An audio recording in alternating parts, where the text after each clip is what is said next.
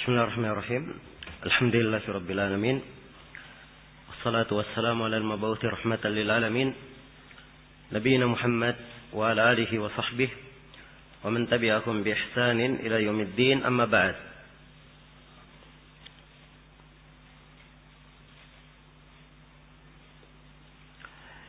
Ini majelis yang ke-6 untuk pembahasan kita mengkaji kitab Nukhbatul Fikr fi mustalahi ahli al-athar karya al-Hafidh Ibnu Hajar al-Asqalani rahimahullahu taala.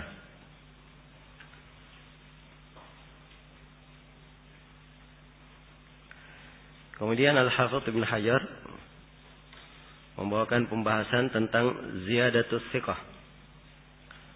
Kata beliau rahimahullah, wa ziyadatu rawihima maqbulatun ma lam taqa munafiyatan liman huwa awsaq.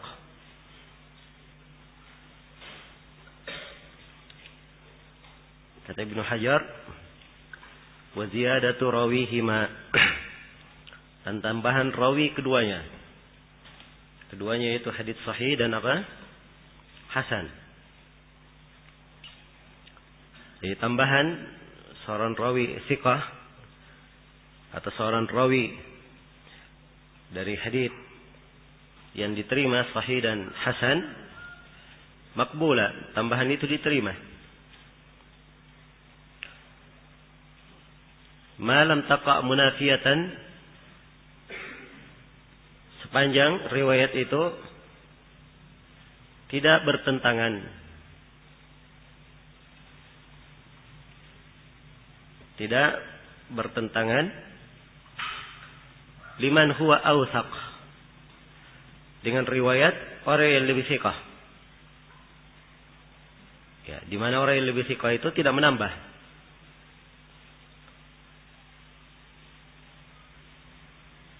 Baik.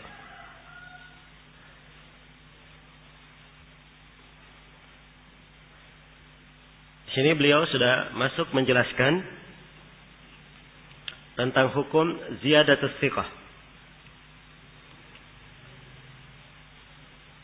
Apa makna ziyadah thiqah? Ziyadah artinya apa?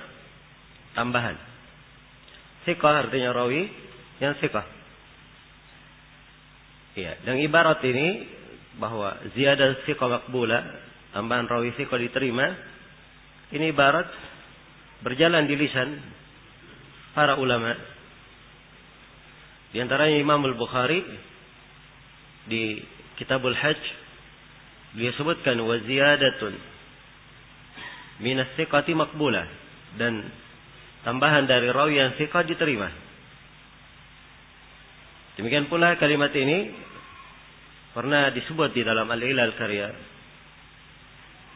Ibnu Abi Hatim, dan juga pernah disebutkan oleh Daraqutni. Iya. Dan jelas bukan hal yang dipermasalahkan bahwa tambahan seorang rawi thiqah diterima. Tapi yang menjadi masalah, apakah tambahan rawi thiqah itu selamanya diterima atau tidak?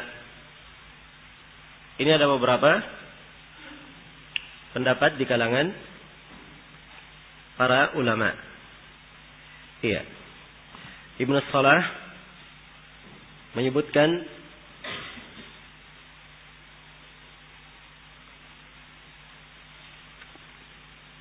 kata beliau,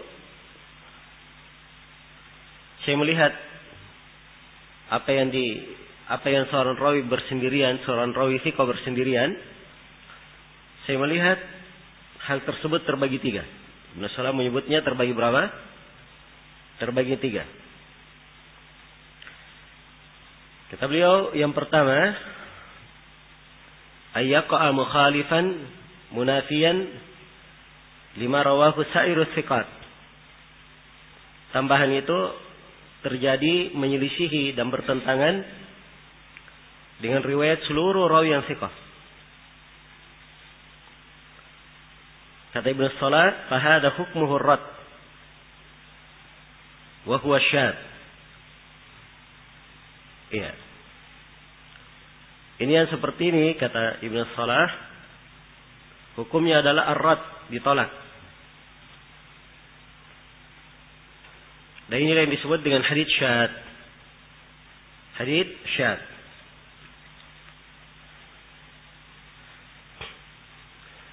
Kemudian yang kedua kata Ibnu Salah, alla yakuna fihi munafatun wa mukhalafatun aslan lima rawahu ghairuhu. Kata beliau, tambahan thiqah itu tidak ada pertentangan, tidak ada penyelisihan sama sekali terhadap apa yang diriwayatkan oleh selainnya. Ya. Kemudian beliau katakan fahadhihi maqbul. Yang seperti ini diterima.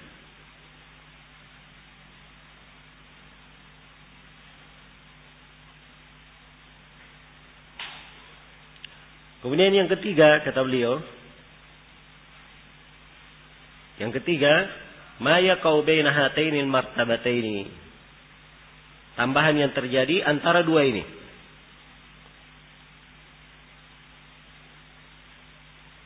Iya.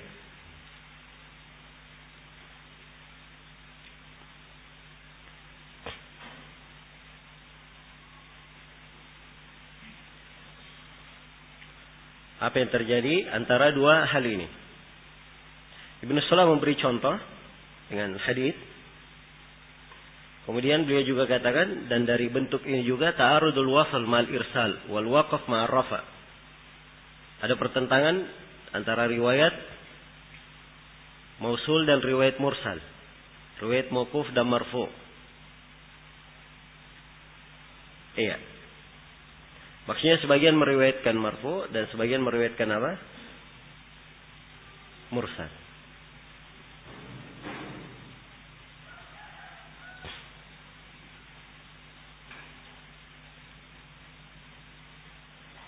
Baik.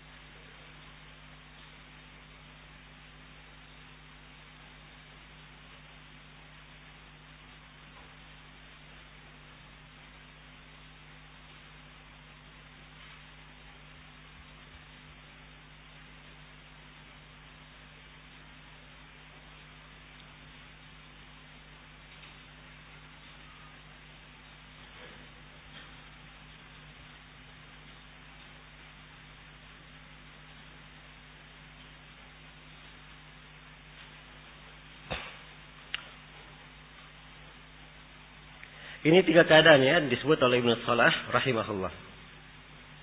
Iya, tiga keadaan. Dan di sini Al-Hafidz Ibnu Hajar memberikan ketentuan umum bahwa tambahan rawi sepanjang tidak ada munafah, tidak saling bertentangan, itu diterima. Tambahan seorang rawi yang sudah diterima haditsnya, maka dia thiqah dan selain atau makbul, saduq, tambahannya diterima kalau tidak bertentangan dengan rawi atau kalau tidak bertentangan dengan riwayat orang yang lebih kuat darinya. Iya. Jadi Ibnu Hajar mensyaratkan tidak boleh ada apa? Tidak boleh ada tanafi. Tidak boleh ada hal yang saling bertentangan. Nah, tidak boleh ada hal yang saling bertentangan. Iya. Baik. Kemudian Ibnu Hajar sendiri sebutkan, ya, bahwa yang dinukil dari para a'immah mutaqaddimin seperti Abdurrahman bin Mahdi, Yahya Al-Qattan, Ahmad bin Hanbal, Yahya bin Ma'in, Ali bin Al-Madini, Al-Bukhari, Abu Zur'a, Abu Hatim, An-Nasai, Ad-Darqutni dan selainnya, i'tibaru tarjih fima yata'allaqu biziyadati wa ghairiha. Mereka menggunakan cara mentarjih pada tambahan. Ya, harus diukur yang mana yang kuat, yang mana yang lebih kuat. Begitu maksudnya. Dan kata beliau, wala yu'rafu an ahadin minhum itlaqu qubuliz ziyadah. Dan tidak dikenal dari seorang pun dari mereka yang secara mutlak menerima tambahan. Secara mutlak menerima tambahan. Iya. Baik. Kalau begitu, yang benar di dalam hal ini bahwa hukum tambahan seorang rawi thiqah itu tidak dikatakan mutlak diterima, tidak pula dikatakan mutlak ditolak. Iya. Tidak dikatakan mutlak diterima, tidak pula dikatakan mutlak ditolak. Tetapi harus dilihat qarinah, ya, keadaan sanad tersebut, indikasi yang berada di sekitarnya, barulah diberikan hukum terhadapnya. Diberikan hukum. Jelas ya? Baik. Ada sebagian orang yang memahami bahwa kalimat tidak bertentangan, ya, ini tidak bertentangan dilihat dari kandungan fikihnya. Ya. Dilihat dari kandungan apa? Kandungan fikihnya. Jadi kalau misalnya ada sebuah tambahan, dan tambahan tersebut kalau dari sisi kandungan fikih tidak bertentangan, maka tambahannya diterima. Ya. Jelas ya? Dan ini ucapan juga kurang detail. Bahkan di sebagian keadaan menyelisihi apa yang dilakukan oleh para a'immah. Ya. Saya beri contoh misalnya. Hadits di dalam Sahih Muslim, idza quri'al imamu fa ansitu. Apabila imam membaca, diamlah kalian. Ini memang di Sahih Muslim, disahihkan oleh Imam Muslim. Tapi ini termasuk hadits yang dikritik oleh Daraqutni. Dan kritikannya benar. Sebab yang melemahkannya bukan Daraqutni saja, Al-Bukhari, ya, dan selainnya ada 8 orang imam melemahkannya. Dan semuanya tidak menyebutkan kalimat idza qara al-imam fa ansitu. Padahal kalimat ini tidak bertentangan dengan riwayat. Bahkan idza qara al-imam fa ansitu menyesuai, cocok dengan ayat Al-Qur'an. Tapi bersamaan dengan itu ditolak oleh siapa? Oleh para a'immah. Jelas ya? Ya. Kalau begitu mereka tidak melihat di dalam kandungan, ya, fikihnya. Ya. Karena itu yang dipastikan di sini, yang dipakai adalah tarjih, melihat riwayat, ditarjih riwayatnya. Iya. Ditarjih riwayatnya. Ada yang menambah, ada yang tidak menambah. Maka hendaknya ditarjih. Dilihat orang yang menambah, apakah tambahannya layak diterima atau tidak. Iya. Jelas ya? Ini yang dipakai di dalam hal ini. Iya. Kalau ternyata tambahannya, hal yang dia tambah tidak kuat, maka tambahan itu adalah tambahan yang ditolak. Tambahan yang ditolak tidak diterima. Iya. Tambahan yang ditolak dan tidak tidak diterima. Nah. Baik. Jadi sekarang di sini kita berada pada pembahasan ziyadatus thiqah. Kesimpulannya, ziyadatus thiqah itu tidak secara mutlak ditolak. Tidak pula secara mutlak diterima. Tapi dilihat kondisinya. Kalau yang menambah dia lebih kuat daripada yang tidak menambah, atau yang menambah sama dengan orang yang tidak menambah, maka tambahan dia apa? Diterima. Tetapi kalau yang tidak menambah, dia lebih kuat daripada yang menambah, ya, maka di sini dihukumi haditsnya sebagai hadits yang apa?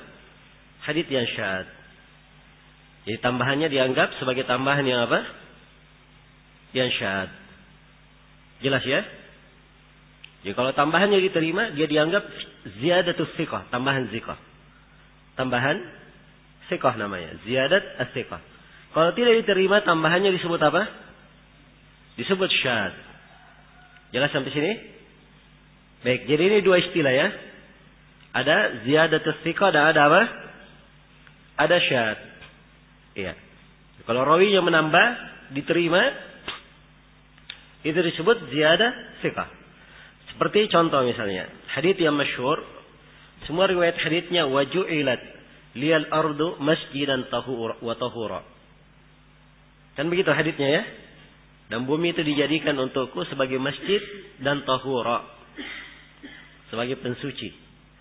Datang dalam sebuah riwayat ada tambahan waju'ilat liyal ardu masjidan waju'ilat turbatuha lana tahura. Ada tambahan waju'ilat apa? Turbatuha lana tahura. Ini waju'ilat turbatuha lana tahura. Ini tambahan ditambah oleh Abu Malik Al-Ashja'i. Tapi bersama dengan itu para ulama menerimanya. Para ulama menerimanya. Jelas ya? Padahal dari sisi kandungan fikih ya berbeda ya. Agak luas cakupannya. Ya, agak luas. Kalau al-ard itu bumi, luas ya kata bumi itu. Dan di hadits Abu Malik hanya disebut tanah saya. Disebut tanah saya. Dia lebih khusus. Tapi bersamaan dengan itu diterima oleh para ulama. Diterima oleh para ulama. Baik. Iya. Kemudian di antara bukti yang menunjukkan bahwa tambahan itu tidak diharuskan dilihat kandungan fikihnya, ya bisa dikompromikan atau tidak, bertentangan atau tidak. Di antara bukti adalah ketika para a'immah membahas dua hadits yang bertentangan. Ada hadits satu dengan riwayat bersambung, sanadnya bersambung. Ada satu lagi dengan riwayat mursal. Ya. Maka datang imam dia tarjih antara keduanya. Padahal sebenarnya kalau dipakai kaidah tidak boleh, kalau diterima sepanjang tidak bertentangan, maka kita katakan dalam mendudukkan antara mursal dan mausul yang bersambung itu sama sekali tidak ada pertentangan. Jelas ya? Ya, sebab perawi hari ini dia meriwayatkan secara mursal, besoknya dia lebih semangat dia riwayatkan secara marfu. Mungkin saja begitu kan? Jadi sebenarnya tidak ada pertentangan. Tapi bersamaan dengan itu para ulama tetap mengukur yang mana yang lebih rajih antara yang mursal dan yang apa? Yang mausul, yang bersambung. Jelas ya? Karena itu banyak kita dapati jumlah imam menghukumi riwayat yang mursal sebagai riwayat yang benar. Dan riwayat secara bersambung dianggap apa? Dianggap sebagai riwayat yang keliru. Dianggap sebagai riwayat yang apa? Yang keliru. Iya. Baik. Jadi sekali lagi saya simpulkan di sini sebagai kaidah bahwa ziyadat thiqah itu tidak ada hukum tetap di dalam menghukuminya. Iya.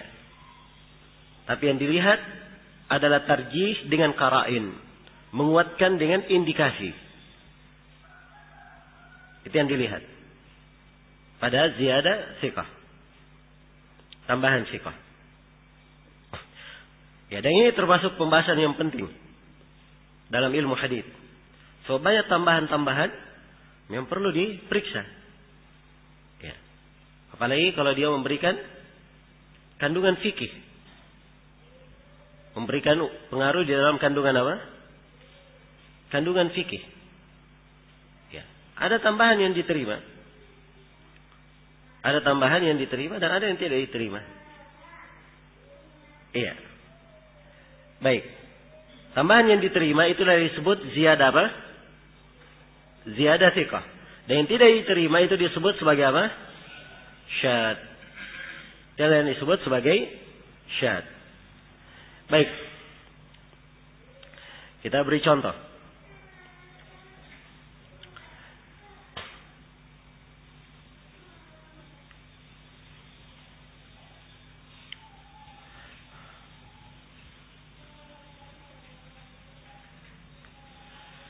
Ya, tadi saya sudah beri contoh ya tentang tambahan thiqah dan diterima.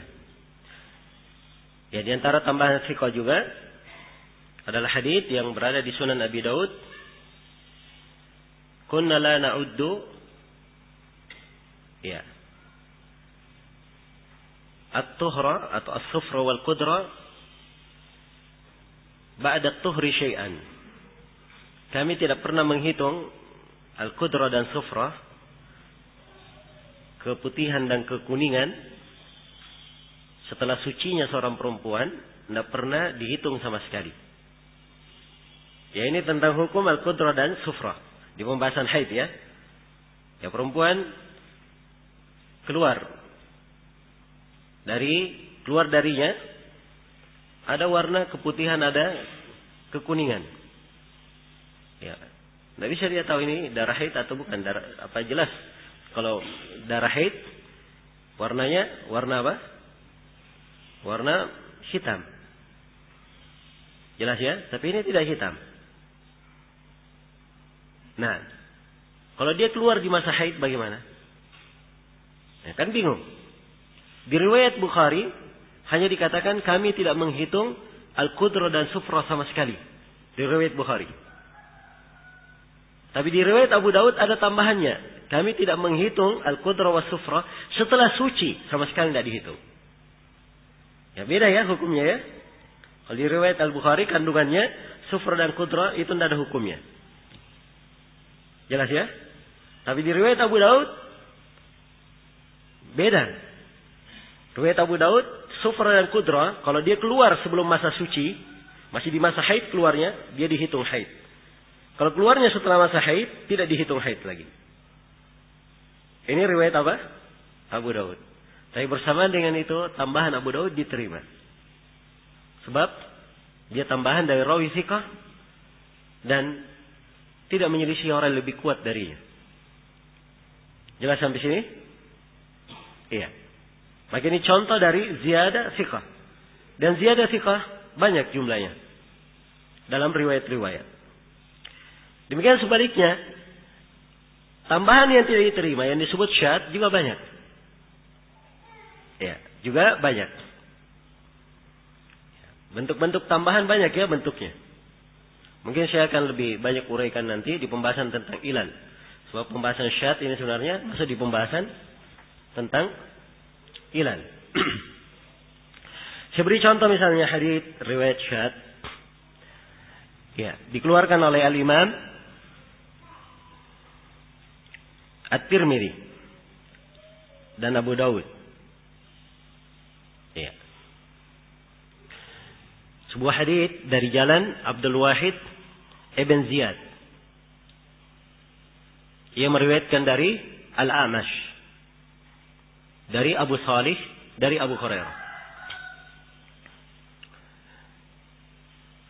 Ya, Rasulullah sallallahu alaihi wasallam dikatakan atau bersabda, "Idza shalla ahadukum raka'atil fajr falyattaji' ala yaminihi."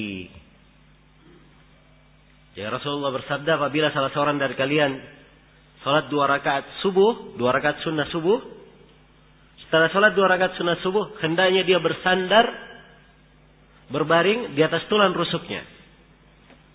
Iya.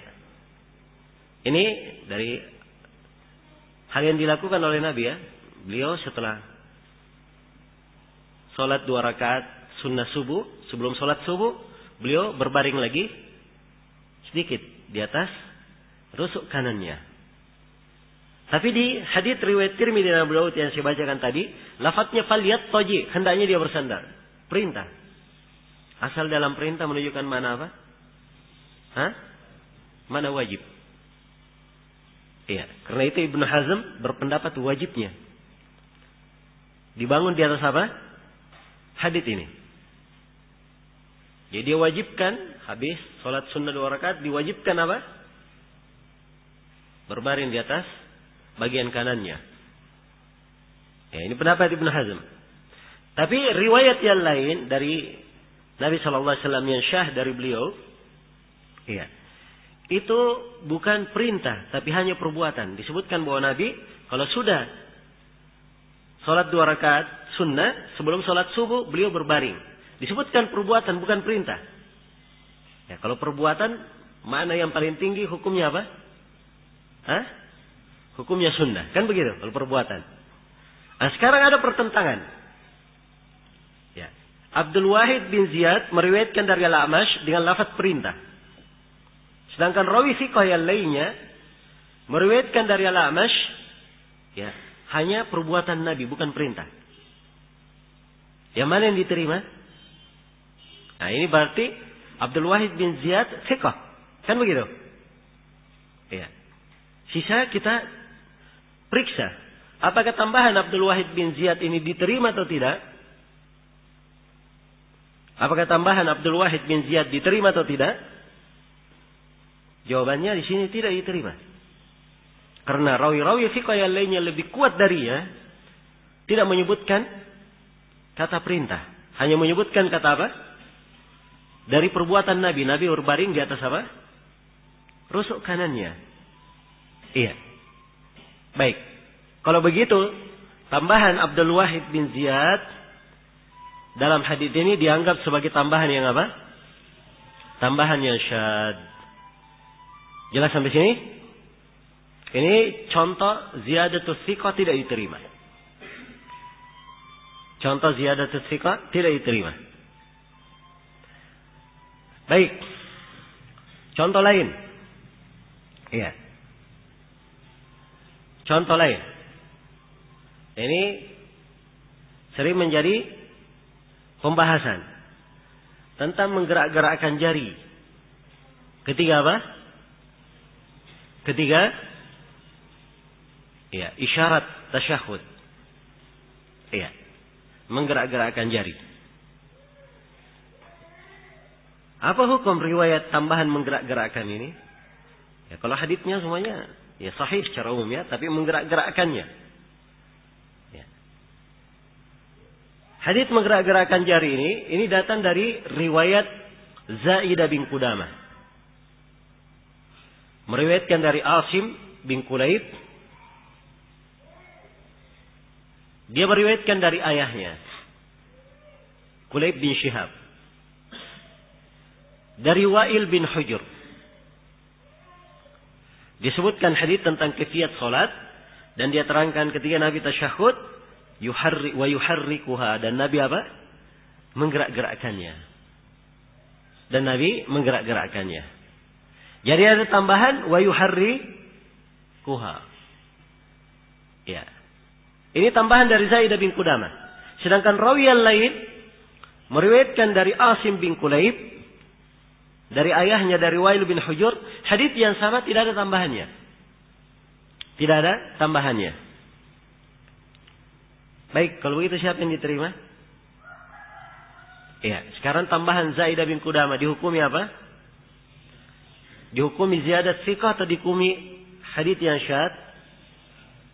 Iya.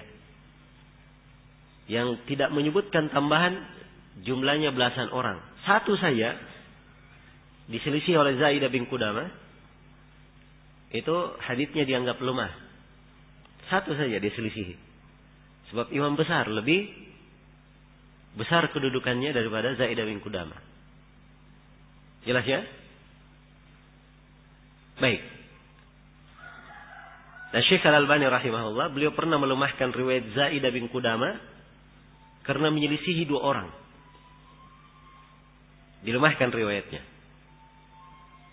Ya. Oh, jangan ada yang berkata, loh, ini kok diterangkan begitu? Apa Ustaz ingin menjelaskan bahwa Syekh Al-Albani itu pelimpan? Ya. Yang 2 orang dilemahkan. Tapi yang menyelisih 14 orang tidak dilemahkan. Ya, tidak. Saya hanya ingin menjelaskan bahwa bukan artinya Zaidah bin Qudamah itu thiqah, tidak mungkin salah dalam riwayat. Mungkin saja dia salah. Bahkan Syekh Al-Albani pernah melemahkannya karena menyelisih 2 orang. Kan begitu? Ya. Tapi beliau rahimahullah kenapa menguatkan? Ya dibangun di atas kaidah Ibnu Hajar di sini. Karena Ibnu Hajar mengatakan kalau tidak apa? Tidak bertentangan antara yang ditambah dan antara tambahan dengan hadits yang ditambah.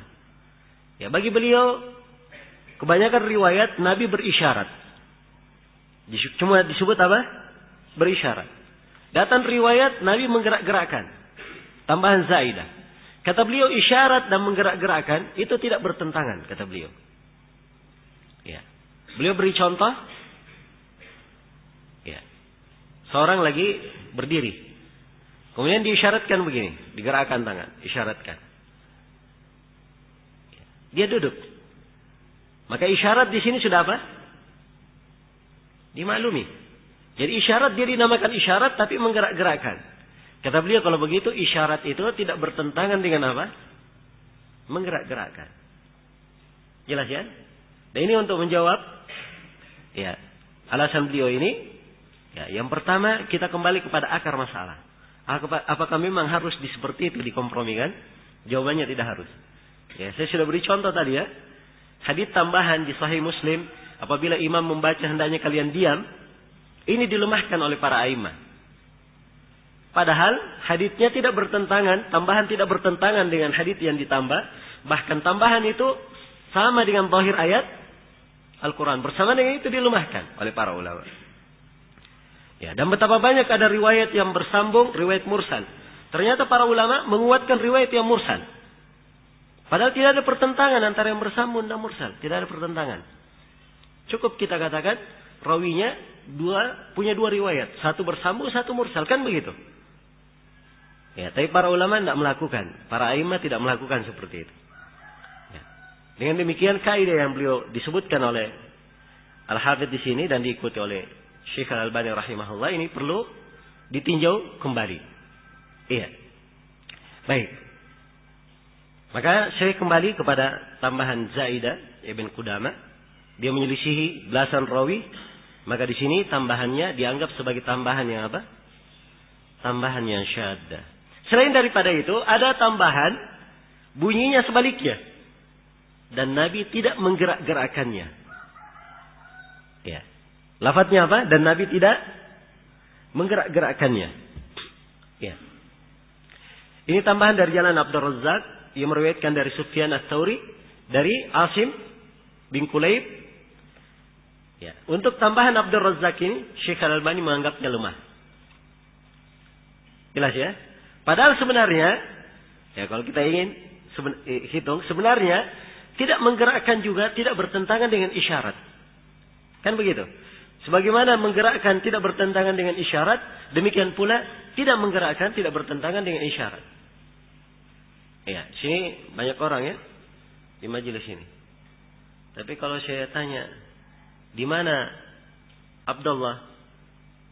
Hah? Kalau saya ingin tunjuk orangnya segini-gini kan tangan saya. Kan tidak mungkin saya gerak-gerakan. Saya harus fokus menunjuk satu orang. Ya, saya tidak gerakan. Dan ini disebut apa? Isyarat juga. Ya, kalau begitu secara bahasa isyarat juga tidak bertentangan dengan apa? Menggerak-gerakkan tidak bertentangan dengan isyarat. Baik. Karena itu secara global tambahan menggerak-gerakkan jari dalam riwayat itu adalah tambahan yang lemah. Baik. Ini contoh-contoh ya, dan sebenarnya ya banyak contoh di dalam hal ini.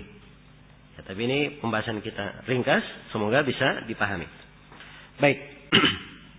Selesai sudah untuk pembahasan ziyadatut thiqah. Kata Al-Hafidz rahimahullahu taala, "Fa in khulifa bi arjah, farrajihu al-mahfuz wa muqabiluhu asyad." Ya. Sekarang beliau terangkan tentang al-mahfuz dan beliau terangkan tentang hadits syad. Ya. Fa in khulifa bi arjah. Kalau misalnya ada yang menyelisihi, dan orang yang diselisihi itu lebih rajih, maka yang paling rajihnya disebut al-mahfuz. Disebut apa? Al-mahfuz. Wa muqabiluhu asyad. Dan kebalikannya disebut apa? Disebut syad. Ya. Jadi ini penamaan lain, kalimat al-mahfuz. Jadi kalau bertentangan antara tambahan ya ziyadah thiqah, maka yang rajihnya disebut apa? Al-mahfuz. Ya. Yang rajihnya disebut al-mahfuz dan kebalikannya disebut sebagai apa? Sebagai syad. Ya, tadi saya beri contoh misalnya. Ada riwayat Zaidah bin Qunamah menggerak-gerakkan jari. Dan riwayat kebanyakan para ulama hanya disebutkan Nabi berisyarat. Berarti bertentangan. Yang rajih tadi yang mana? Yang berisyarat saja. Maka yang berisyarat kita katakan itu yang mahfuz. Jelas ya? Itu yang apa? Yang mahfuz. Adapun tambahan menggerak-gerakkan itu disebut apa? Disebut syad. Contoh yang pertama lagi tadi, ketika Nabi selesai sholat subuh, ya, ada dua riwayat. Ada riwayat Nabi berbaring setelahnya di atas rusuk kanannya. Ada riwayat perintah, hendaknya dia berbaring. Ya, ini dua riwayat. Ada tambahan dengan lafaz perintah. Tapi kita sudah sebutkan bahwa tambahan di sini tidak kuat. Yang kuat apa? Dengan lafaz perbuatan saja. Hikayat perbuatan Nabi. Bahwa Nabi hanya berbaring. Kalau begitu, yang rajih, yang mahfuz, yang mana? Nabi hanya berbaring saja. Dari perbuatan beliau. Adapun perintah hendaknya berbaring, ini hukumnya apa? Hukumnya syad. Ya, jadi begitu ya cara menghukuminya. Baik. Itu yang disebut dengan mahfuz dan syad. Ya, mahfuz dari sisi bahasa, dari kalimat penjagaan yang terjaga. Ya.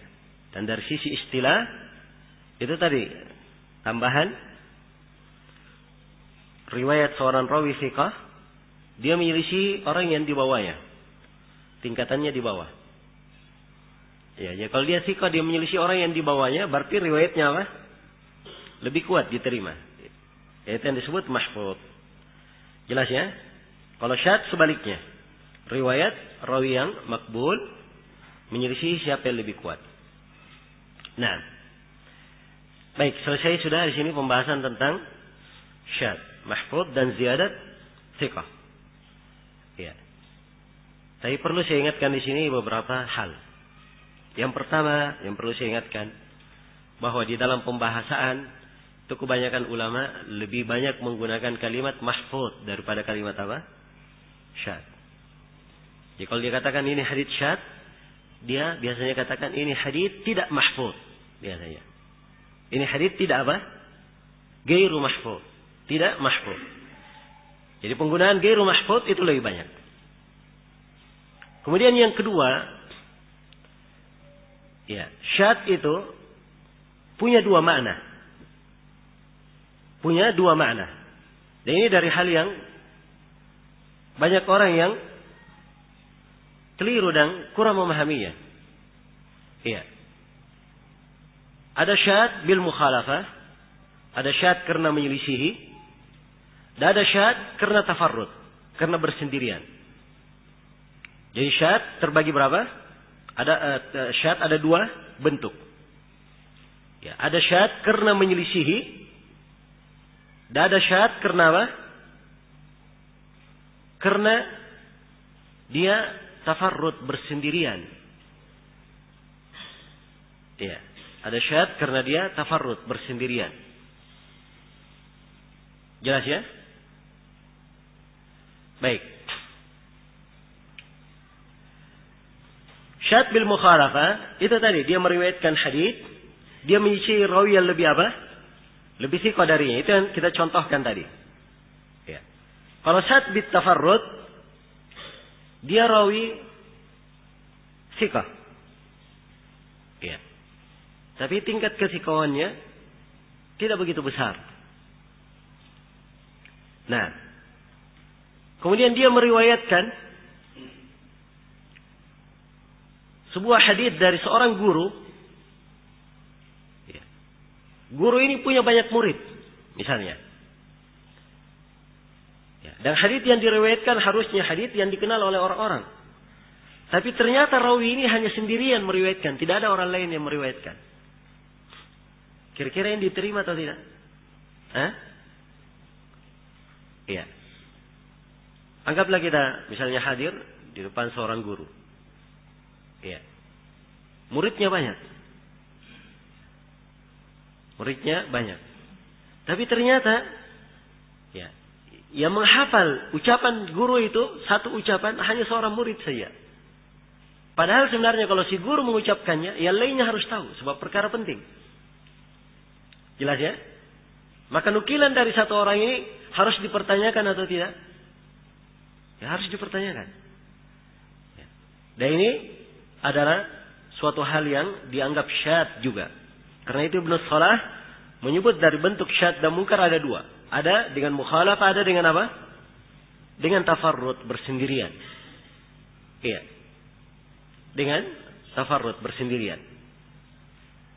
Baik. Dan ini sebenarnya banyak contohnya. Ya. Ada beberapa contoh di dalam hal ini. Tapi yang ingin saya gambarkan di sini, ya, saya tidak menghadirkan sekarang contohnya. Yang ingin saya tekankan bahwa di dalam pembahasan syadz ternyata ada bentuk syadz yang lain. Sebagian orang memahami syadz itu hanya menyelisihi saja. Dan ini pemahaman yang keliru. Ya, pemahaman yang keliru. Baik. Kemudian di sini kita bahas dulu hadits munkar dan ma'ruf, hadits ma'ruf dan munkar. Kemudian saya akan terangkan lagi. Kata beliau, wa ma'a dha'fi farrajihul ma'ruf wa muqabiluhu al-munkar. Iya. Jadi itu tadi kalau rawinya thiqah, dia menyelisihi riwayat yang rajih disebut apa? Al-mahfuz. Dan riwayat yang marjuh disebut apa? Disebut syadz. Tapi kalau yang menyelisihi rawi yang dhaif tidak diterima. Ya, maka riwayat yang dia selisihi yang lebih kuat itu disebut apa? Al-ma'ruf. Dan riwayat yang keliru itu disebut riwayat apa? Riwayat munkar. Itu saja perbedaannya. Jadi perbedaannya kalau thiqah yang kalau al-mahfuz dan syadz yang menyelisih apa? Rawi yang diterima thiqah hasanul hadits, rawi yang makbul di tingkatan sahih atau hasan. Jelas ya? Tapi kalau al-ma'ruf dan al-munkar, rawi yang menyelisih apa? Adalah rawi yang dhaif. Rawi yang dhaif. Ya, jelas ya? Baik. Hadits-hadits munkar sangat banyak. Ya. Hadits munkar itu sangat banyak. Iya. Dan harus saya ingatkan di sini. Iya. Ibnu Hajar memberi contoh di sini ya. Di syarah tentang hadits munkar. Ya.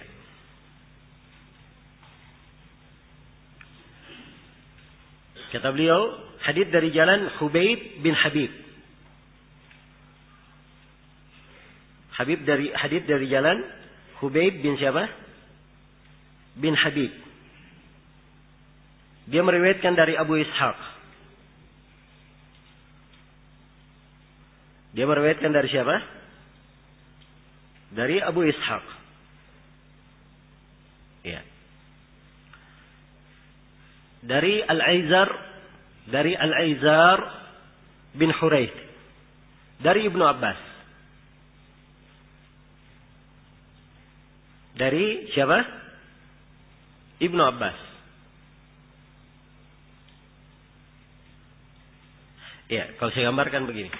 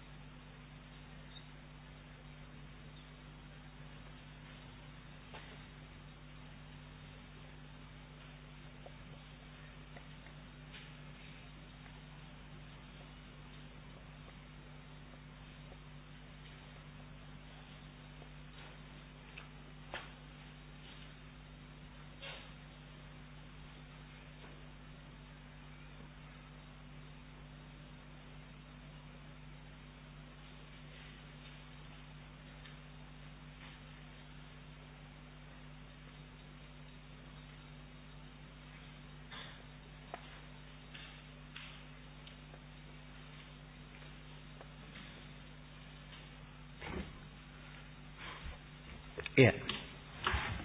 Jadi ada hadis lafadznya man aqama sholata, siapa yang menegakkan salat, wa ata zakah, mengeluarkan zakat, wa hajjal bait, dia melakukan haji, wa shama, dia berpuasa, wa qarab dhaif, dan memuliakan tamu, dakhalal jannah, dia akan masuk surga.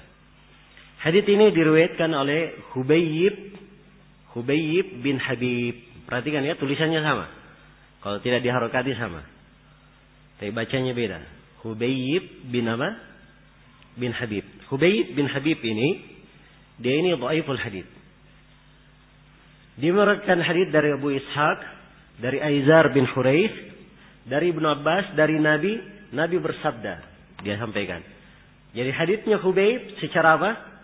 Marfu dari Nabi.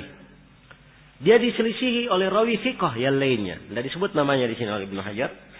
Ya, tapi sebenarnya kalau dilacak jalan-jalannya akan nampak nama-nama yang banyak.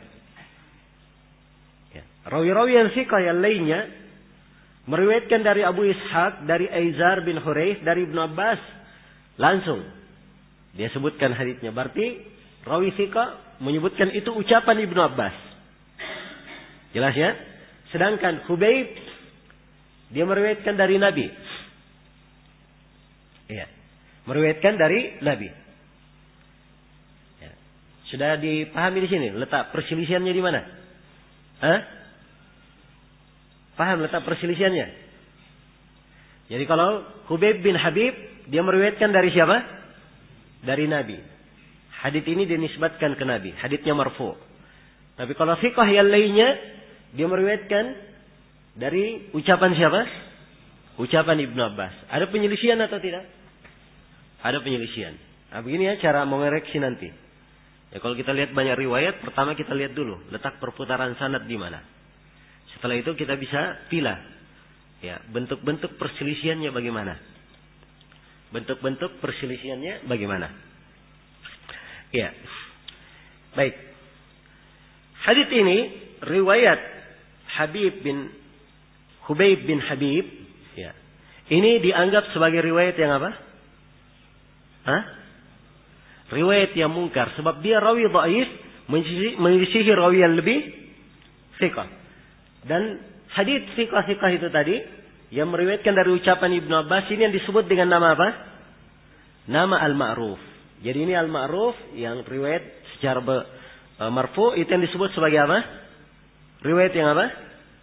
Riwayat yang mungkar. Ya. Begitu cara menghukuminya.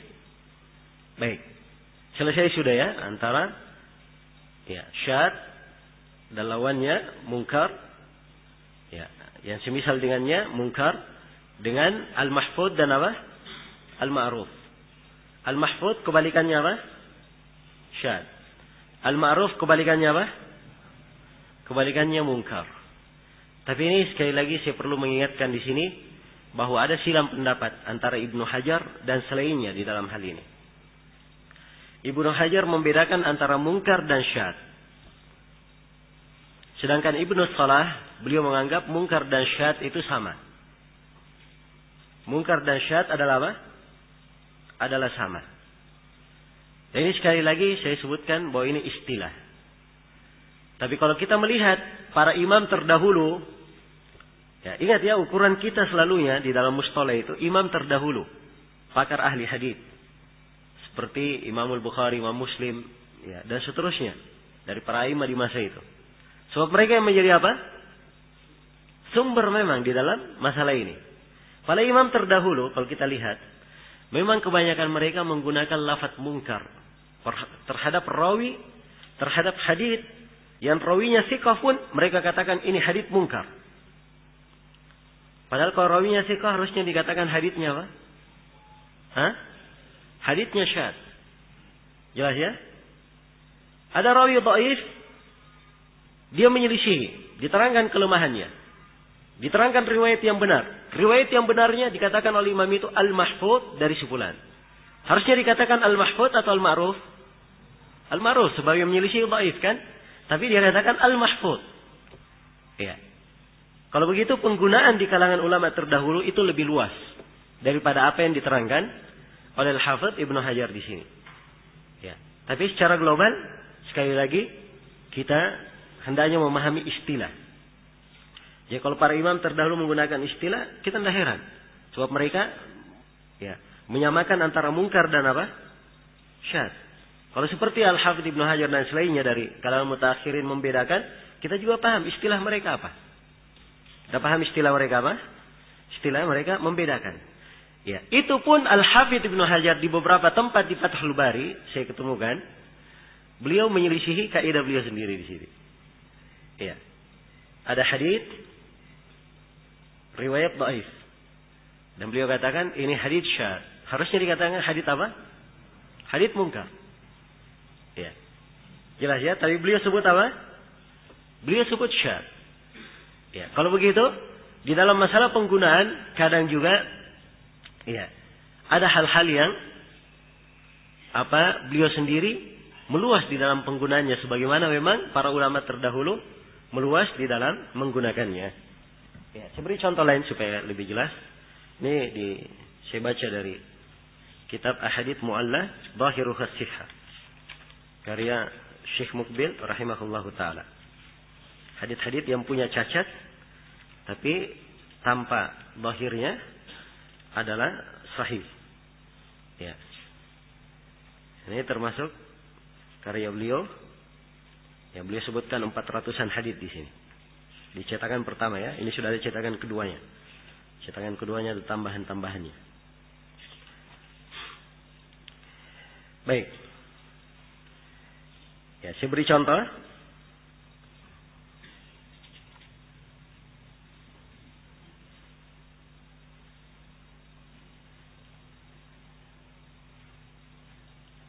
Baik. Syekh menyebutkan di sini riwayat. Kata beliau qala An-Nasa'i rahimahullah, berkata An-Nasa'i rahimahullah. Akhbarana Ishaq. Kabarkan kepada kami Ishaq, yaitu Ishaq bin Rahawi. Qala anba'ana Abdur Razzaq. Memberitakan kepada kami Abdur Razzaq, yaitu Abdur Razzaq bin Hammam As-Sanani. Qala haddatsana Ma'mar. Menceritakan kepada kami siapa? Ma'mar bin Rashid. An Thabit, dari Thabit, yaitu Thabit bin Aslam Al-Bunani. An Anas, dari Anas bin Malik. Anna Rasulullah sallallahu alaihi wasallam akhadha 'ala an-nisa hina bay'ahum. Ya. Baik. Dan seterusnya ya, disebutkan dan di akhir hadis dikatakan Rasulullah bersabda, la is'ada fil Islam. Tidak ada is'ad di dalam Islam. Iya. Tidak ada is'ad di dalam Islam. Baik, ini hadis kata Syekh, "Idza nadarta fi hadzal hadits wajadtahum rijalan sahih." Tapi kalau kamu dapati hadis ini, kamu lihat sanad-sanadnya, kata beliau, kalau mendapatkan semua rawinya rawi sahih. Ya, kita lihat satu-satu ya. Ishaq bin Rahawi siapa yang tidak kenal? Hah? Beliau imam di masanya selevel dengan Imam Ahmad. Iya. Abdur Razzaq siapa yang tidak mengenalnya? Ma'mar bin Rashid. Thabit orang yang paling kuat riwayatnya dari siapa? Di antara yang paling kuat riwayatnya dari Anas bin Malik, murid seniornya Anas. Dari Anas bin Malik. Jadi kalau begitu sanadnya apa? Bersih seperti matahari, zahirnya ya. Ya. Bagi orang yang kenal rawi. Tapi ternyata ada cacat di dalam. Pertama, Ma'mar ini ingat, dia ini rawi thiqah bukan pada semua guru. Dia di sini meriwayatkan dari siapa? Dari Thabit. Dan di riwayat Ma'mar dari Thabit itu ada kelemahan. Tapi ingin saya berikan pelajaran di sini. Apa komentar Abu Hatim terhadap hadits ini? Abu Hatim berkata, "Hada haditsun munkar." Itu komentarnya. Harusnya dikomentari hadits apa? Hah? Hadits syadz kan? Tapi di sini disebut hadits apa? Hadits munkar. Ya. Kalau begitu di dalam penggunaan, ya. Para ulama rahimahumullahu taala ada bentuk menyamakan antara syadz dan apa? Antara syadz dan munkar. Iya. Dan ada contoh-contoh yang banyak beliau sebutkan di sini tentang hadits syadz. Mungkin nanti saya di pembahasan tentang illah mu'allal saya akan banyak menguraikan contoh yang lain, bentuk-bentuk illah itu. Ya. Bentuk-bentuk dari illah. Ya, sebab bentuknya sangat banyak. Baik. Selesai sudah ya. Sekarang kita masuk di pembahasan yang terakhir. Pembahasan ke-21, 22 dan 23 tentang mutabi, syahid dan i'tibar. Kata Ibnu Hajar rahimahullahu taala, ya. Wal fardun nisbi in wafaqahu ghairuhu fahuwal mutabi'. Al fardun nisbi in wafaqahu ghairuhu fahuwa apa? Al mutabi'. Hadits fardun nisbi, kalau selainnya mencocokinya, maka itu disebut sebagai apa? Sebagai al-mutabi'. Disebut sebagai apa? Al-mutabi'. Wa in wujida matnun yushbihuhu fahuwa syahid. Kalau ada matan yang semisal dengannya, maka dia disebut apa? Dia sebut syahid. Iya. Wa tatabbut turuq lidzalika huwal i'tibar. Dan melacak, meneliti jalur-jalur periwayatan untuk memeriksa apakah ada mutabi atau ada syahid. Ya. Penelitian ini disebut dengan nama apa? Nama i'tibar. Ini 3 definisi sekaligus, 3 pembahasan. Penjelasan tentang mutabi, tentang syahid, dan tentang apa? Tentang i'tibar. Tentang i'tibar. Baik. Al-Hafidz Ibnu Hajar memberi contoh di sini. Ya, supaya jelas ya. Ya. Atau sebelum kita masuk ke dalam contoh, mutaba'ah itu terbagi 2. Ada mutaba'ah tamah dan ada mutaba'ah apa? Mutaba'ah qasirah. Ada mutaba'ah sempurna dan ada mutaba'ah tidak sempurna. Ya. Kalau mutaba'ahnya sempurna, itu mutaba'ah pada rawi itu sendiri. Langsung untuk dirinya. Ya. Kalau mutaba'ahnya qasirah itu untuk gurunya atau di atasnya. Untuk gurunya atau di atasnya. Baik.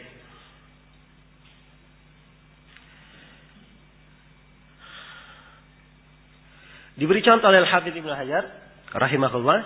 Kata beliau contohnya, misaluhu marawahu Syafi'i fil adalah hadits yang diriwayatkan oleh Syafi'i dalam Al-Um. An Malik, dari Malik, an Abdullah bin Dinar, an Ibni Umar. Ya. An Ibni Umar. Rasulullah sallallahu alaihi wasallam bersabda, "Asy-syahru 29. Fala tasumu hatta tarawul hilal wa la tuftiru hatta tarawhu. Fa in gumma 'alaikum fa akmilul iddata 30." Iya.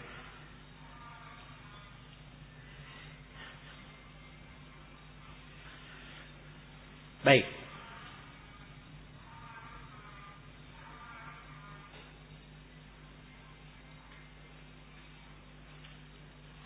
Jadi ini hadits Ibnu Umar ya, dari riwayat Asy-Syafi'i.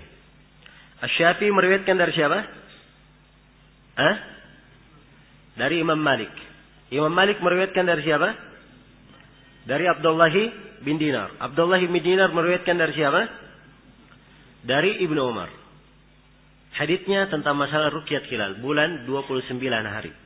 Jangan kalian berpuasa sampai kalian melihat hilal, jangan kalian berbuka sampai kalian melihatnya. Kalau mendung, maka genapkan jumlah bulan menjadi 30.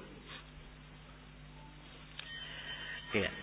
Ada sebagian orang menyangka bahwa Imam Syafi'i bersendirian meriwayatkan hadits ini dari Imam Malik. Ya. Karena itu Ibnu Hajar memakai kata apa tadi? Al-fardun nisbi. Fard nisbi. Ingat ya, fard sifatnya apa? Nisbi. Sebab kalau dia fard mutlak, kira-kira ada mutabi'nya? Kalau fard mutlak itu tidak ada mutabi'nya. Tidak ada syahidnya. Jelas ya? Karena itu beliau ambil dari fard apa? Fard nisbi. Kalau fard mutlak kan cuma satu jalan saja.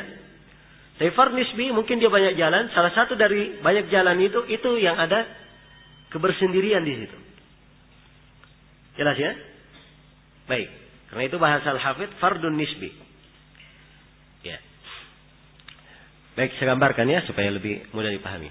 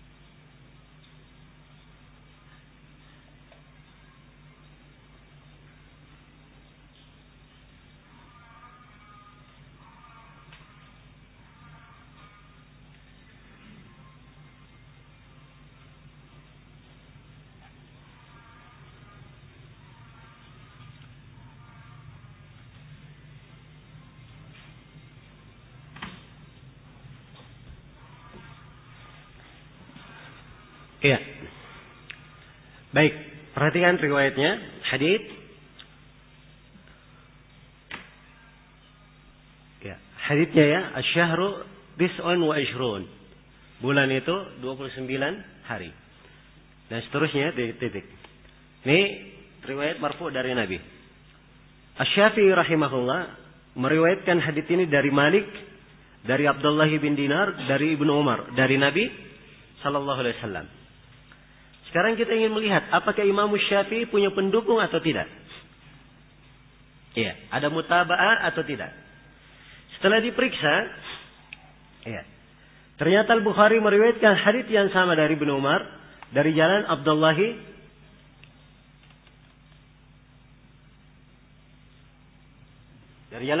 bin Maslamah. Dari Malik, dari Abdullah bin Dinar, dari Ibnu Umar. Itu riwayat siapa? Al-Bukhari. Ya. Sekarang kita periksa. Setelah kita tahu bahwa Imam Syafi'i ada kawannya yang meriwayatkan dari siapa? Dari Imam Malik. Ya. Berarti Imam Syafi'i punya apa? Punya mutabi'. Ini mutabi'nya. Siapa mutabi'nya?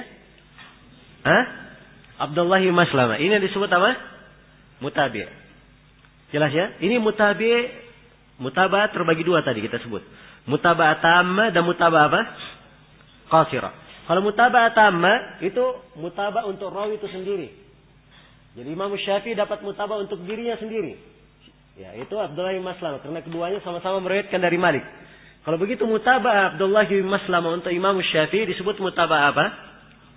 Mutaba'ah tammah. Ini satu ya. Contoh mutaba'ah qasirah. Ya, definisinya apa mutaba'ah qasirah tadi? Kalau mutaba'ah qasirahnya itu pada gurunya. Imam Malik yang dapat mutaba'ah. Atau pada guru-gurunya lagi di atas. Abdullah bin Dinar dapat mutaba'ah. Atau Ibnu Umar yang dapat mutaba'ah. Itu disebut apa? Mutaba'ah qasirah. Qasirah artinya kurang. Kenapa? Sebab dia tidak langsung kepada rawi yang dikasih mutaba'ah. Kurang. Dia ke atas lagi. Jelas ya? Ternyata ada mutaba'ah qasirahnya. Ibnu Khuzaimah meriwayatkan dengan sanadnya, tidak disebut ya oleh Ibnu Hajar rawinya. Ya, tidak disebut, makanya saya kasih titik. Dari Asim bin Muhammad. Ya, dari jalan Asim bin Muhammad, dari Muhammad bin Zaid. Dan Muhammad bin Zaid meriwayatkan dari ayahnya, Ibnu Umar. Dari dari kakeknya, Ibnu Umar. Jelas ya? Berarti mutaba'ah Muhammad bin Zaid, ya, ini untuk siapa? Untuk Imam Syafi'i disebut sempurna atau qasirah? Disebut mutaba'ah qasirah. Jadi untuk Imam Syafi'i dia disebut mutaba'ah qasirah. Tapi untuk Abdullah bin Dinar disebut apa mutaba'ah apa? Mutaba'ah tammah. Jelas ya? Baik. Jadi ini yang disebut mutaba'ah qasirah. Ya. Kemudian syahid itu apa? Syahid itu kalau dia datang dari jalan sahabat lain. Ini satu sahabat. Sahabatnya siapa? Ibnu Umar. Kalau dalam satu sahabat ada pendukungnya, itu disebut mutaba'ah apa? Mutaba'ah tammah. Mutaba'ah sempurna. Iya. Kalau dia dari satu jalan, dari satu sahabat disebut mutaba'ah. Tapi kalau dia dari sahabat lain, itu disebut apa? Disebut syahid, disebut pendukung. Ibnu Hajar juga sebut contoh syahid di sini. Syahidnya beliau beri contoh. Hadits diriwayatkan oleh An-Nasai. Hadits yang sama. Riwayat An-Nasai.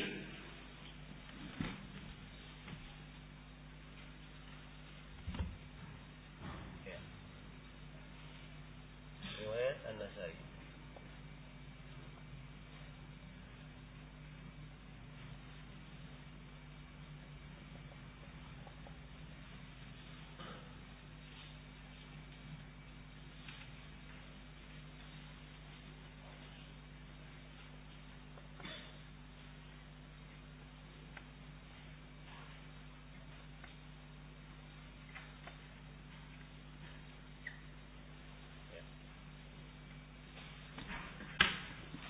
Iya, riwayat An-Nasai dibawakan sanadnya, An-Nasai membawakan sanadnya, tidak disebut rawinya oleh Ibnu Hajar.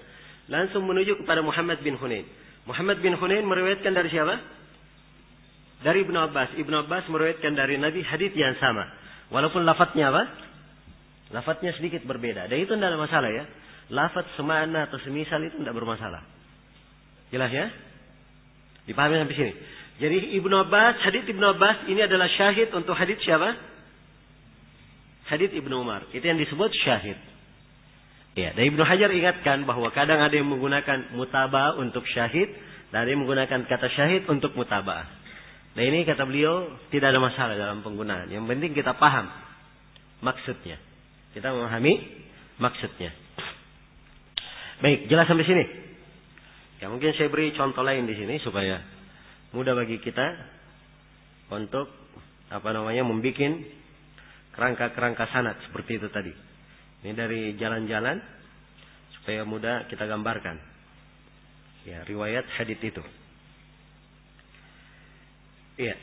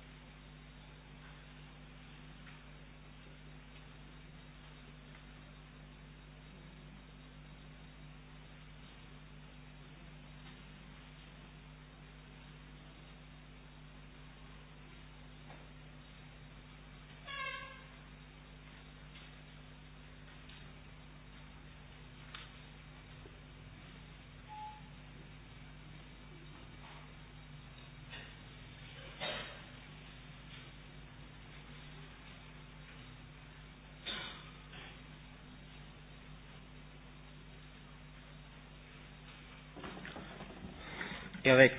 Sekarang antum lihat ya riwayat-riwayatnya.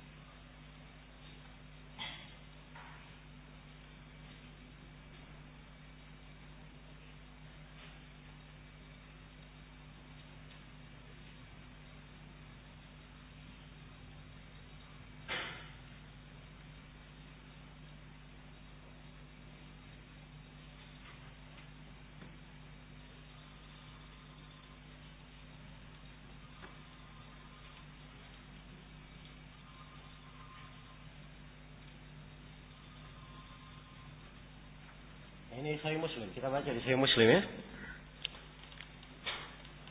Iya. Di bab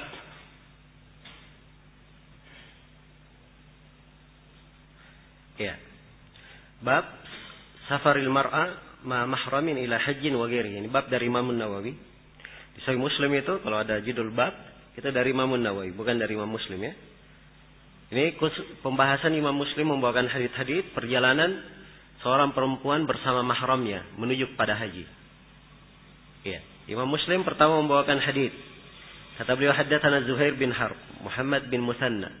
Qala haddatsana Yahya wal Qattan an Ubaidullah Qala akhbarani Nafi' an Ibnu Umar anna Rasulullah sallallahu alaihi wasallam qala la tusafirul mar'ah thalathan illa ma'aha dzu mahram. Tidak boleh seorang perempuan melakukan perjalanan 3 malam kecuali bersama dia mahramnya.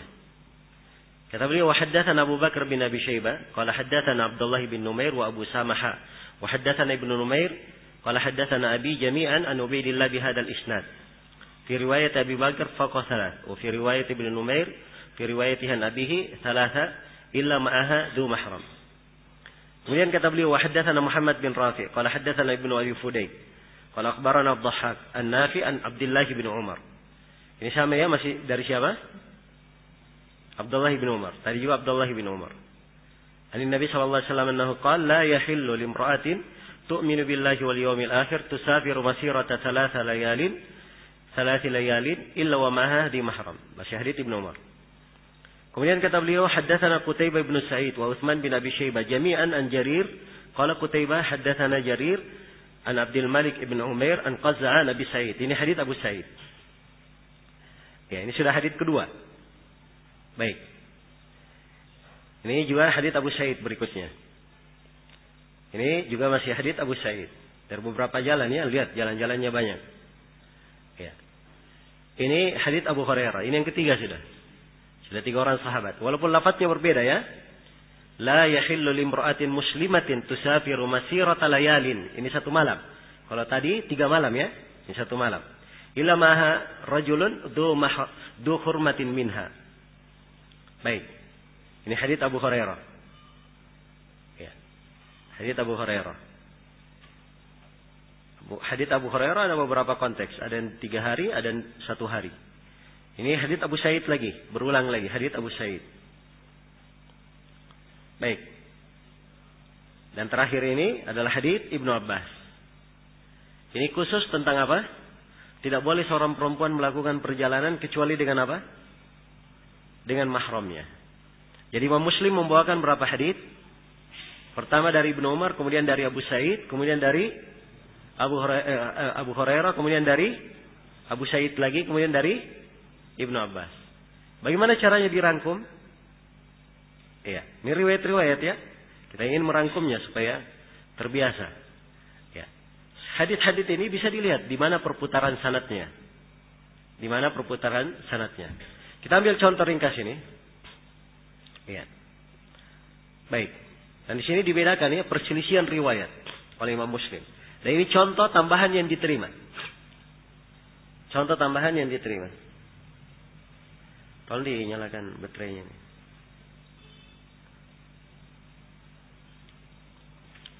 Ya. Baik.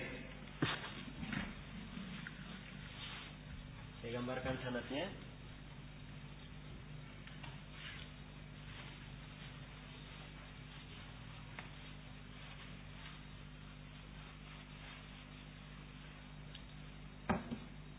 Hapus saja dulu semua ini. Oh, baik. Hadits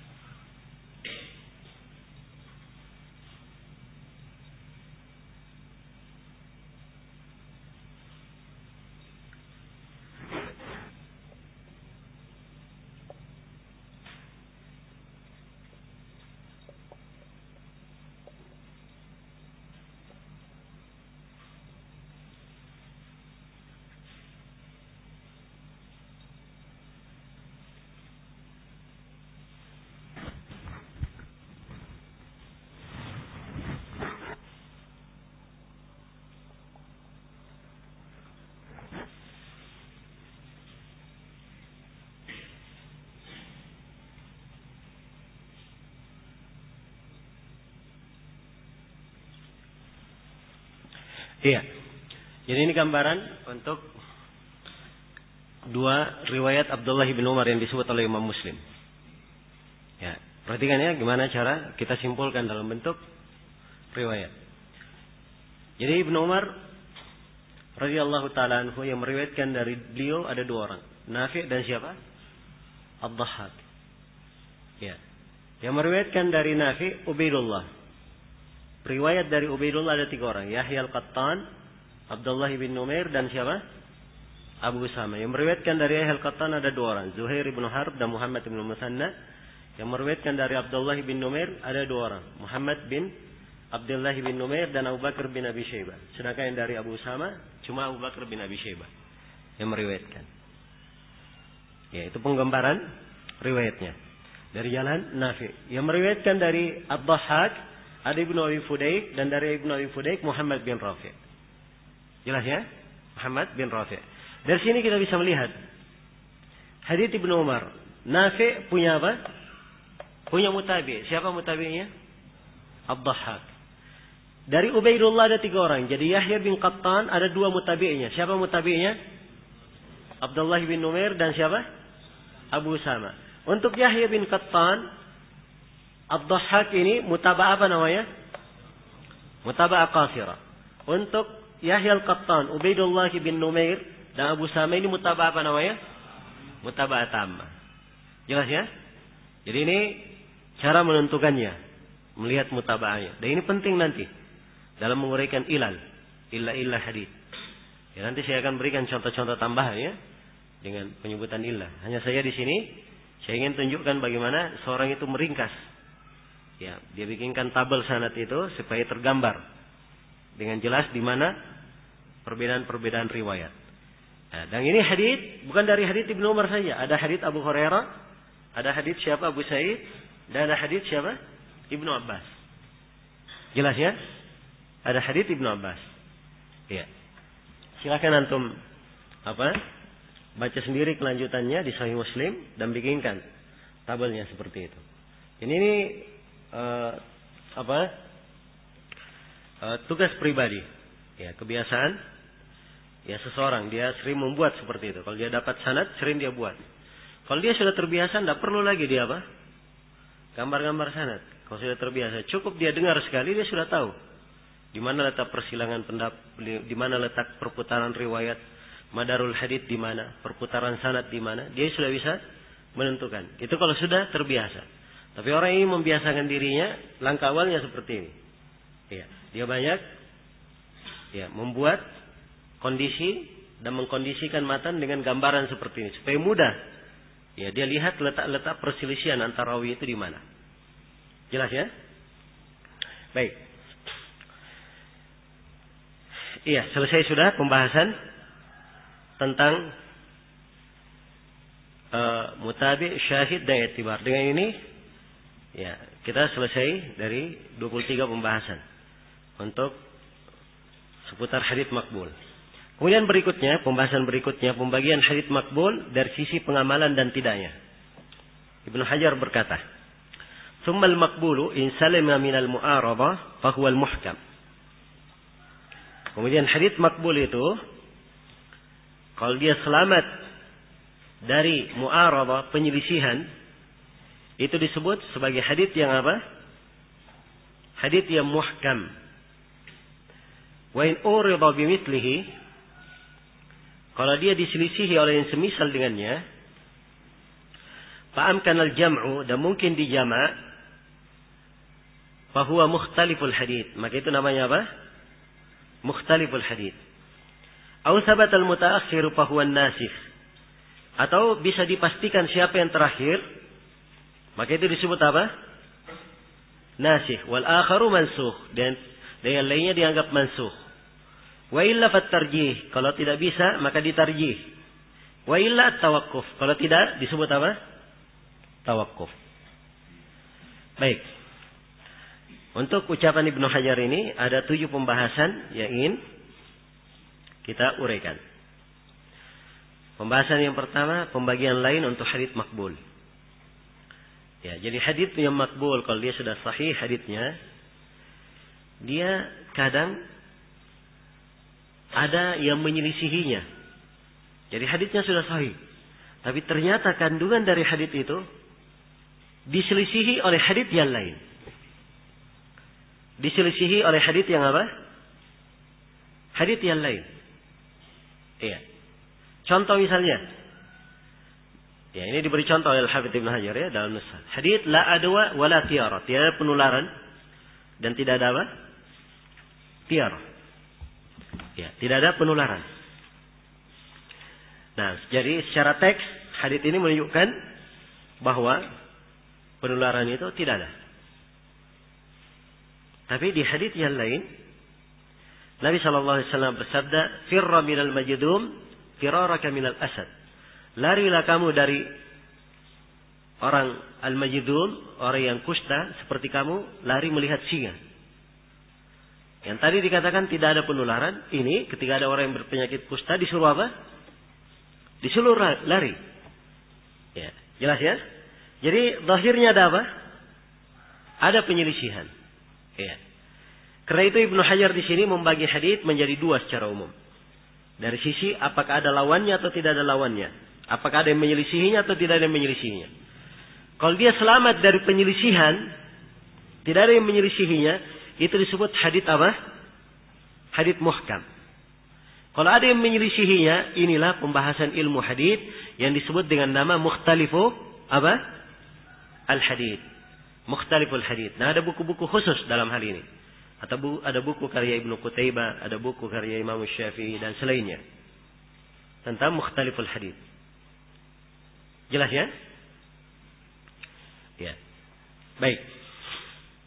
Demikian pula di antara buku mukhtaliful hadits yang paling bagus adalah buku At-Tahawi, Syarah Mushkilil Athar. Ini saya kira di antara buku yang paling lengkap. Sebab beliau bawakan hadits yang kelihatannya berseberangan dan beliau bawakan semua riwayat-riwayatnya. Dan beliau sendiri mengkompromikannya. Iya. Jelas ya? Cetakan dahulunya 4 jilid. Ya. Tinggi. Tulisannya kecil-kecil. Belakangan dicetak dengan tahqiq belasan jilid jumlahnya. Ini buku At-Tahawi. Baik. Di antara juga yang menyebutkan seperti ini Al-Baihaqi dalam kitabnya Al-Ma'rifah was Sunan. Beliau banyak menyebutkan hal-hal yang seperti ini. Iya, jadi terbagi dua, ada yang muhkam dan ada yang apa? Mukhtaliful hadits. Kalau hadits itu tidak ada yang menyelisihinya disebut apa tadi? Hah? Disebut muhkam. Kalau ada yang menyelisihi itu disebut apa? Disebut mukhtaliful hadits. Baik. Jadi itu secara global tentang pendefinisiannya. Iya. Sekarang yang mukhtaliful hadits ini, jadi kalau dia bertentangan, ya, ada dua hadits yang bertentangan. Apa yang kita lakukan? Ada dua hadits yang bertentangan ini, kita terima dua-duanya, atau diambil salah satu dari keduanya, atau didiamkan dua-duanya. Kalau dikatakan dibuang dua-duanya kan tidak mungkin. So, semuanya adalah hadits telah apa? Telah syah dari Nabi. Iya. Jelas ya? Maka Ibnu Hajar di sini berikan bagaimana jalan untuk hal tersebut. Jalannya kata beliau yang pertama yang dilakukan ya pada mukhtaliful hadits. Kalau misalnya ada dua hadits, dari dua hadits ini diketahui yang paling dahulu apa diketahui yang paling belakangan dan belakangan ini menghapus hadits yang terdahulu, maka diambil yang di belakang, ditinggalkan yang apa? Yang terdahulu sebab sudah terhapus hukumnya. Dan ini namanya pembahasan an-nasikh apa? Wal mansukh. Pembahasan nasikh dan mansukh. Ya, jelas ya? Kalau misalnya tidak diketahui yang mana yang terdahulu, yang mana yang terakhir, maka ditarjih. Ya, dikuatkan salah satu dari keduanya, dilihat yang mana yang paling kuat. Kalau tidak bisa dikuatkan, maka dia masuk ke dalam apa? Tawakuf. Masuk di dalam tawakuf. Baik. Ini tingkatan-tingkatan yang disebut di sini oleh Al-Hafidz Ibnu Hajar rahimahullahu taala. Iya. Sekarang kita detailkan ya pembahasan. Jadi pembahasan pertama pembagian lain untuk hadits makbul itu tadi. Jadi secara global ada Hadits yang muhkam disebut muhkam dan ada hadits disebut apa? Mukhtaliful hadits. Mukhtaliful hadits tingkatannya yang pertama ada yang nasikh dan mansukh, yang kedua ada yang apa? Ditarjih, dan kalau tidak bisa di apa? Ditawakuf. Iya. Baik. Sekarang kalau al-muhkam itu mudah kita pahami. Sebab kebanyakan hadits Rasulullah sifatnya apa? Sifatnya muhkam. Ya, kandungan tidak ada yang menyelisihi. Tapi ini yang menjadi masalah kalau ada yang menyelisihinya. Ya, dia menjadi masalah. Kalau orang iskal. Ya. Bagaimana kandungan hadits ini? Ada yang menyelisihi. Disinilah letak kepandaian para ulama kita di dalam mengkompromikannya. Ya. Di dalam memperhatikannya. Jadi kalau ada yang menyelisihinya itu di pembahasan mukhtaliful hadits. Nanti dibahas. Kalau buku-buku yang memuat mukhtaliful hadits itu umumnya mereka global. Ya, namanya ada dua yang berselisih, mungkin dia tarjih, mungkin dia sebutkan yang mana yang nasikh dan mansukh. Jelas ya? Ya, kalau kata tawakuf yang disebut oleh Al-Hafidz di sini, ini hanya kemungkinan saja. Sebab hadits Rasulullah itu tidak mungkin seluruh hadits itu ada yang dikatakan tidak bisa dikompromikan. Dan kalau tidak bisa dikompromikan itu kembali kepada orang per orang saja. Tapi seluruh umat ini tidak mungkin. Tidak bisa mengkompromikannya. Jelas ya? Karena itu kata Ibnu Khuzaimah, ya, siapa yang berkata ada hadits yang tidak bisa dikompromikan, bawa ke sini. Nanti saya yang kompromikan. Ya. Pasti bisa. Ya, itu tidak mungkin terjadi. Dan ini juga yang disebut oleh Ibnu Al-Qayyim dalam dunianya, bahwa tidak mungkin ada dari nas Nabi yang bertentangan. Semuanya pasti bisa dikompromikan. Karena itu ucapan Ibnu Hajar kalau tidak bisa tawakuf, ini pembahasan hanya apa? Kalau memang itu terjadi. Ya. Tapi sebenarnya itu tidak apa? Tidak terjadi. Sebab yang ada, kalau ada yang berselisih, paling tidak dia bisa dikompromikan. Ya, dijama'. Ya, dikompromikan. Akhirnya dilakukan yang pertama. Menjamaknya. Kalau tidak bisa dijama', maka dia harus memilih salah satu dari keduanya. Nah, memilih salah satu dari keduanya ada beberapa cara. Mungkin dia lihat yang mana yang terakhir, diambil yang terakhir. Sebab itu yang nasikh. Ini perkara yang paling terakhir. Dan yang lainnya dianggap apa? Dianggap mansukh.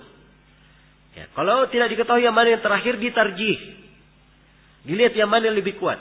Ya, dilihatlah sisi-sisi cara menguatkannya. Itulah tadi fungsinya ada pembahasan mutawatir dan apa? Ahad. Untuk melihat yang mana yang lebih kuat. Itulah ada pembahasan hadits yang sahih, ada hadits yang apa? Hasan. Tingkat-tingkat kekuatan rawi. Iya. Baik. Jelas sampai sini ya? Jadi itu secara global. Ya. Jadi langkah yang pertama amkan al-jama', dijama' dulu, dikompromikan. Dikompromikan antara dua hadits. Ini yang pertama dilakukan. Kalau tidak bisa dilihat pembahasan nasikh dan mansukh. Dan ini ada buku-buku tersendiri ditulis tentang nasikh wal mansukh. Iya. Diterangkan mana hadits yang terakhir, mana hadits yang paling dahulu. Kemudian dibawakan bukti-buktinya. Ya. Dan ingat ya, di pembahasan nasikh dan mansukh, itu tidak semua orang yang berkata ini hadits terakhir diterima ucapannya. Tapi ini namanya jalur periwayatan, pembahasan. Perlu dipastikan. Kalau memang sudah dipastikan itu adalah akhir perkara dari Nabi, maka itu yang nasikh, yang lainnya dianggap apa? Dianggap mansukh. Dianggap mansukh. Iya. Seperti hadits Nabi sallallahu alaihi wasallam, Nabi bersabda al-ma'u minal ma'. Air itu dari apa? Dari air. Jadi air yang dipakai untuk mandi junub itu disyariatkan seorang wajib mandi junub kalau ada air yang keluar. Kan begitu? Ada air mani yang keluar. Iya. Jelas ya? Baik. Sekarang muncul keadaan. Ada seorang yang melakukan hubungan suami istri. Tapi tidak keluar. Dia wajib mandi atau tidak? Hah? Di sebagian hadits dikatakan dia wajib mandi walaupun tidak keluar. Tapi kalau menurut konsekuensi hadits yang pertama, air dari air, dia tidak wajib mandi. Karena air untuk mandi junub itu wajib kalau ada air yang apa? Air yang keluar. Kalau begitu, ini hadits duanya bertentangan. Dan ternyata dilihat ada yang nasikh. Ya. Sebab sahabat Ubay bin Ka'ab menceritakan bahwa ya, air dari air itu, air untuk mandi junub wajib kalau ada air mani keluar itu di awal-awal Islam. Tapi setelah itu dihapus hukumnya. Kalaupun tidak keluar, melakukan hubungan tidak keluar, tetap juga apa? Tetap juga mandi. Jelas ya? Jadi ini penjelasan dari sahabat menjelaskan ada hukum yang terhapus. Iya. Atau seperti Nabi berkata, kuntu nahaitukum an ziyaratil kubur fazuruha fa innaha tudzakirukumul akhirah. Saya dulu melarang kalian dari berziarah di kuburan, maka sekarang ya, berziarah di kuburan sebab itu apa? Mengingatkan kepada negeri akhirat. Jadi larangan ziarah ke kuburan sebelumnya itu sudah terhapus hukumnya dengan pembolehan dari apa? Nabi sallallahu alaihi wasallam. Ini disebut nasikh dan apa? Mansukh. Kalau tidak bisa maka ditarjih, dirojihkan. Ya. Dan cara-cara merojihkan banyak. Cara-cara merojihkan. Iya.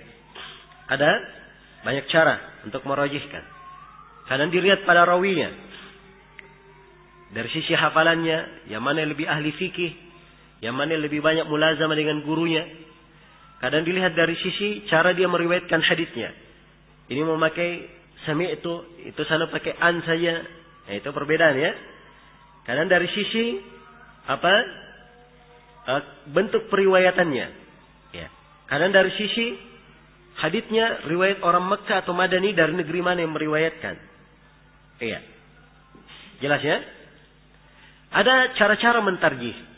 Al-Hazimi ya, dalam An-Nasikh wal Mansukh menyebutkan 50 cara. Sekitar berapa? 50 cara untuk mentarjih. 50 cara ini diulangi kembali oleh Al-Iraqi dan beliau tambah menjadi 100-an lebih ya, 102 atau 100 berapa saya lupa. Al-Iraqi dia sebutkan 100 lebih cara mentarjih. Jelas ya? Jadi mentarjih itu ada bentuk-bentuknya dan ada cara-caranya. Nah, ya, kalau tidak bisa maka yang terakhir kata Al-Hafidz ditawakuf antara keduanya. Ya, dengan ini selesai sudah pembahasan kita di sini. Mukhtaliful hadits, definisi nasakh, hukum nasakh, ya, makna tarjih itu tadi ya. Indikasi untuk mentarjih itu tadi yang kita sebutkan, cara-cara mentarjih. Iya. Ada indikasi-indikasinya untuk mentarjih. Baik. Buku-buku yang dipakai di dalam Mukhtaliful hadits saya sudah sebutkan tadi ya, beberapa buku. Karya Syafi'i, karya Ibnu Qutaibah. Ya, dan yang paling bagusnya adalah buku At-Tahawi, Mushkilul Athar, Syarah Mushkil Al-Athar. Nah, untuk nasikh dan mansukh ada beberapa buku. Ada buku An-Nasikh wal Mansukh karya Ibnu Syahin. Ada Al-I'tibar fi An-Nasikh wal Mansukh min Al-Athar karya Al-Hazimi. Dan ada Rusukhul Ahbar karya Al-Ju'bari, Burhanuddin Al-Ju'bari. Nah, baik. Dan cara-cara mentarjih itu tadi saya sudah terangkan. Al-Hazimi sebutkan di Nasikh dan Mansukh dan juga disebutkan oleh Al-Iraqi di kitab beliau yang disebut dengan nama At-Takyid wal Idah. At-Takyid wal Idah.